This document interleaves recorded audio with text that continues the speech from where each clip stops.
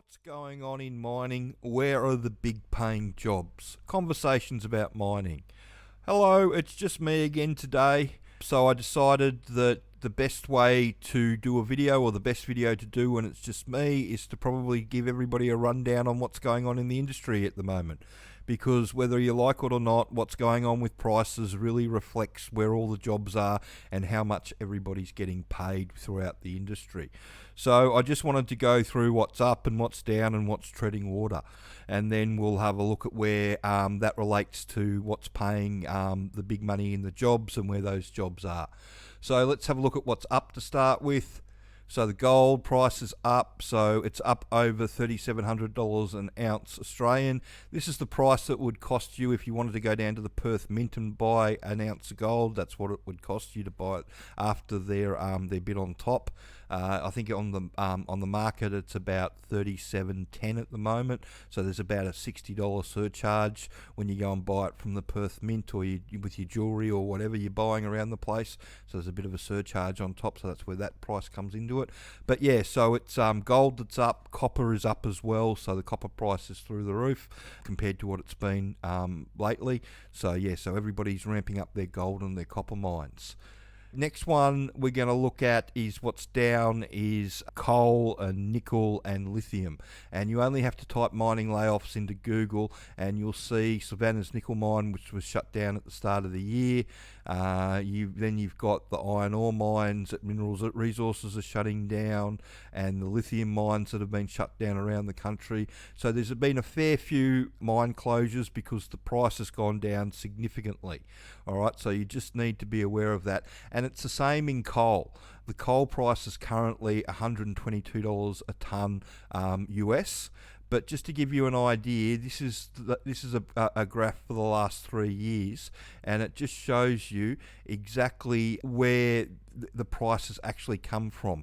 So, a couple of years ago in July 2023 or 2022, it was up around that $400 mark, and now it's down to $125. So that's a big fall, and that's why a lot of coal mines around the place are a bit marginal, and there's been a few shut down. And I just look at coal as being a bit of a lucky dip at the moment. If you get onto a coal mine site, you might not be sure how long it's going to last for, unfortunately. So the next one is what's treading water, and what's treading water is iron ore. But unfortunately, because iron ore has pretty much replaced all their surface trucks with driverless trucks, there aren't a lot of jobs that are going at the moment, and they don't need to replace too many people. So the traineeships that are normally on offer for the iron ore mines, they're not paying a lot of money. So we're going to talk about that a bit more when we talk about where the money is and all that sort of stuff. But the the iron ore price is treading water, and that's what's going on. And the other thing that's treading water too is a lot of the base metals that are going into the batteries. So like your lead and your silver and your zinc and cobalt and everything else that's going into a battery, a lot of those prices are treading water at the moment, which means that those mines still need people on them and working them, but they're not ramping up like the gold and the copper mines are. So these are all the gold and the base metal mines like copper around the country. The reason that we've loaded this map up like that is just to give you an idea of where all the mines are, and so you can see where they are around the country. I haven't included iron ore or coal in this because I don't really think that there's a lot of work going in that area. And the other thing that you need to talk about too is civil work and shutdown work. Now, one of the problems with civil and shutdown work is that it can be a bit patchy at times depending on what's going on in the industry. And at the moment, because of what happened with all the mining layoffs and the shutdowns of the mines and the lithium and the nickel and a lot of the iron ore places shutting down, that means that the shutdown circuit contracts. And when the shutdown circuit contracts, it means that they've got too many people for not enough jobs. And it's the same as the civil. With all these mines shutting down, there would have been work that these mines were all planning on doing to get civil works out there to get get stuff done, and all that will have been put on the back burner. And you don't have to have too many jobs to go down that pathway before you create an oversupply of experienced people. And when we have a look at the jobs in a minute, we will see that a lot of civil jobs are paying between that 50 and 60 to 65 bucks an hour, but that's not for a full-time permanent job. That's for a labour hire type style job. So you just got to ask yourself with some of these things, the swings and roundabouts, and where is it leading. With the civil and the shutdown work, it doesn't lead to a production mining job. None of the time that you spend in those jobs is going to help you with the production side of things. If you want into the production side of things, you've got to go back to the start again and start as a nipper or a truck driver or an offsider or something like that. You can't just move straight across into one of the mid-tier jobs. It just doesn't work like that. So if you want to get into the mining side of things, my suggestion is to go straight in and apply yourself and get in that way, rather than muck around with trying to get a utility job or a civil job or a shutdown job. Just go straight for the production mining job. So what are the big paying jobs in mining these days? Well, if you come over to the Underground Training website, you've got pay rates and rosters, and the big one that everybody wants and most people in the industry already know about is the jumbo operator job.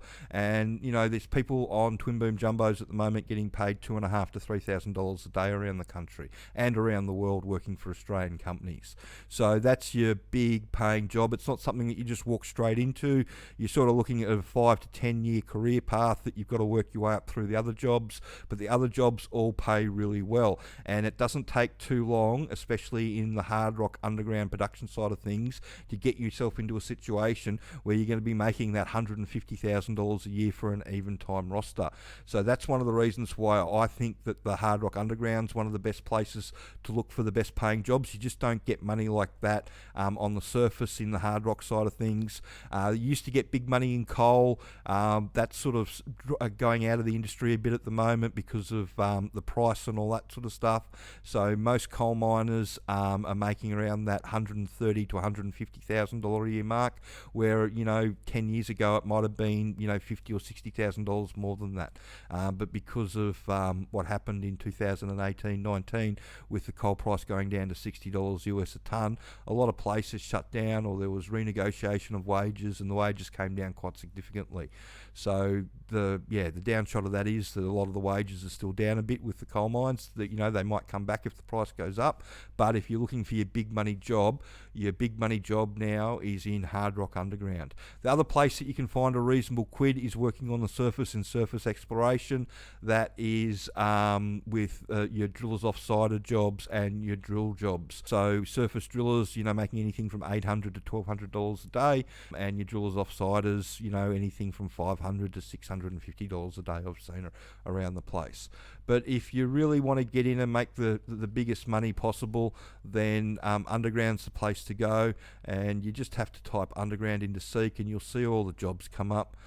Just type underground in there and you'll see all these entry-level jobs come up. All the truck jobs and the nipper jobs and offsider jobs, even if they ask for experience, they're all, you can class them all as entry-level, because, the problem that everybody's got is there's not enough people with this experience around that want these jobs. Most people with 6 to 12 months experience on a truck or as a nipper or an offsider, they're looking to move into a service crew job or a paste fill job or something like that, the next rung on the ladder that's going to pay them more money. And why wouldn't you? If the next rung on the ladder is going to pay you $30,000 or $40,000 more a year, everybody wants to climb that ladder.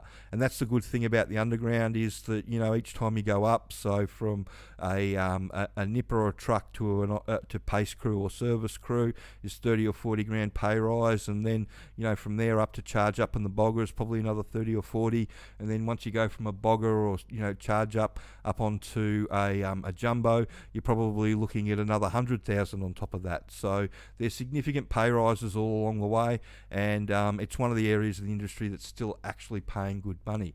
Now, if we go over and we have a look at the shutdown side of things, you'll see that a lot of the money is around that $50 to $60 an hour mark, $51, $60 an hour. You've got to remember that all these things, that's all labour hire prices, so that's not significant. Yeah, and unfortunately there's an undersupply of work around at the moment, so we actually are getting contacted by a lot of people with a background in TAs looking for jobs, just because the work's dried up, and it just is what it is. Until those other prices bounce and those mines ramp up again, that they won't need as many people. Once those mines ramp back up again, then there's going to be more opportunity for people, but how long it takes for the nickel and the coal and the lithium price to recover is anybody's guess. So yeah, so that's shutdown work. And then if you have a look at civil's much the same. They work on a project basis, so it just depends, and it's $50 to $60 an hour. It's not the $200 an hour job that the jumbo operator is. There's nothing really on the surface like that. The only thing that used to come close to that on the surface was the digger job, but in the video that I did last time, we had a look at the digger's job, and the most that anybody's paying for that is about $70 an hour at the moment, just because there's an oversupply of experienced people. And when there's an oversupply of people, you get the result that you get. You get wages being pushed down. So there's lots of work still around, don't get me wrong. It's just that a lot of people don't know what's going on in the industry, and if you're going to go and get your mining job at the moment, you need to follow the channel's advice by going where the employers need people and giving them what they want. And at the moment, the best place to come is to one of the big mining towns like Cobar or Mount Isa, or better still, Kalgoorlie, because that's where people need bums in seats. And if you turn up knowing how it all works, and you can use the sponsor's underground training DIY package to learn how it all works, and you can click on these links to open up a PDF that'll run through what exactly it teaches you. But yeah, it teaches you exactly how it all works. It's what they want. Then that's how you get a job, because the biggest problem the employers have got isn't teaching you the practical side of the jobs. That's really easy. Teaching you how the mine works and enough about what's going on around you so you can be left alone by yourself, that's what everybody struggles with. And so if you can walk into the interview already having all that knowledge amassed in your head, being able to talk about it confidently, it just puts you so far ahead of everybody else, it's not funny. And that's how people get jobs using the training around the country. And there's lots about, and lots of people have gotten jobs. It's just a matter of giving them what they want.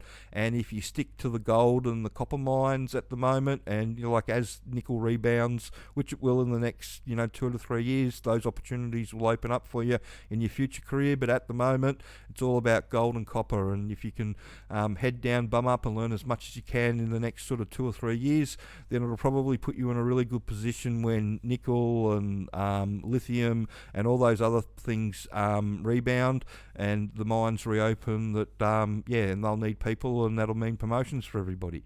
So it's just a matter of working out what's going on and where best to apply right here, right now. And like I said, gold and copper are up, coal and nickel and lithium are down, and iron ore and the base metals are treading water. And that just gives you a pretty good rundown of where you should be looking for your jobs, and how you should be attacking it all. So I hope you found that information helpful. And yeah, if you want a job in the industry, the best place to look is in gold and copper, because that's where all the money is, and that's what drives the industry, is the money of the price of the material that we are mining. So if you've got any more questions, please send them through, and if you could share this video around and like and subscribe the channel. Thanks.